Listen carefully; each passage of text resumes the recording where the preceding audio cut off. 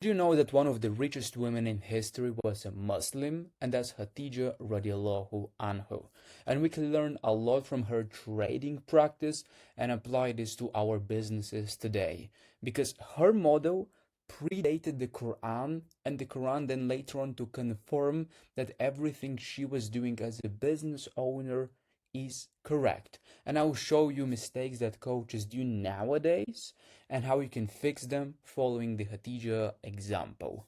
But first and foremost, for those of you who don't know who is Khadija Radiyallahu Anhu, that's the first wife of our Prophet, peace be upon him. And before getting married, she was widowed twice.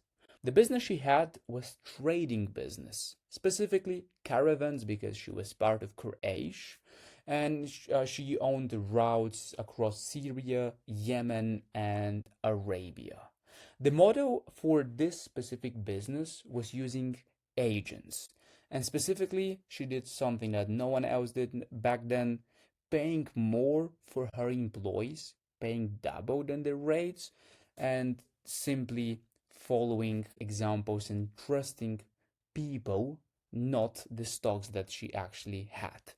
And the business that Khadija Radiyallahu Anhu had is, of course, recorded by history, so we all know that. But I won't go in depth with her stories about the business, and so rather I will focus on some things that I extracted from her business and how you can apply them to your coaching business now in 21st century. Where the first out of the five lessons I learned from her is character comes before credentials. And we can see this purely by the example when she hired the Prophet, peace be upon him, on a basis of his character, nothing else. Because before he became Prophet, peace be upon him, Muhammad sallallahu alaihi wasallam was known as Al-Amin, the trustworthy. So that's something that we can see from her. She didn't look for any outside qualities, qualifications, or so. Rather, she looked for character. That's why the character that you have comes before the brand and the content that you build. The second lesson is that she paid superior quality at superior rates. Because what we know from history is that she paid double the market rate for her agents, because the agents that she used in her business had exponential character, similar to the first lesson.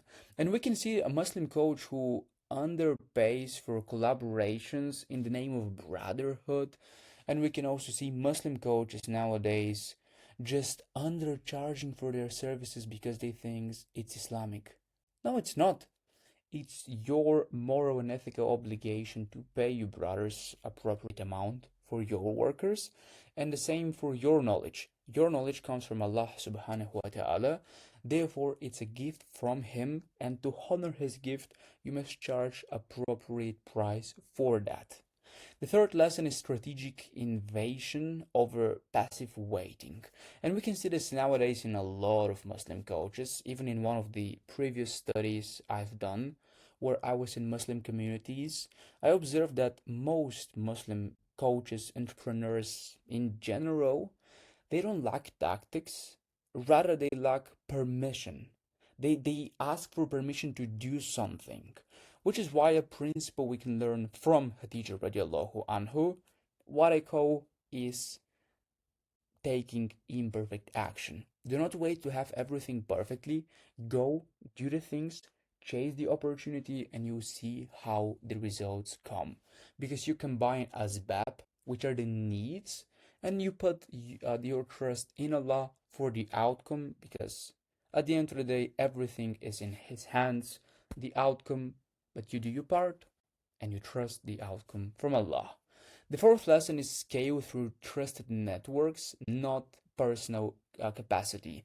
Khadija Radiyallahu Anhu ran multiple caravans by building a network of trusted agents, of course, with excellent characters.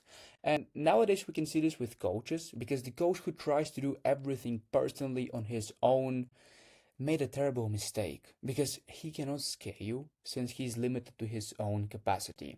So, working with other people, hiring coaches, hiring team members is the fix for what your bottleneck is right now. And actually, speaking about bottlenecks, we have a free business quiz that you can take by clicking on the first link in description. It is going to discover what your bottleneck is for your business. It will give you opportunities on where you can add baraka to your business, and at the end it will give you customized action plan on how you can get paid clients for your business. Take this right now and make sure to apply the principles that you learn from Khadija Radiyallahu Anhu.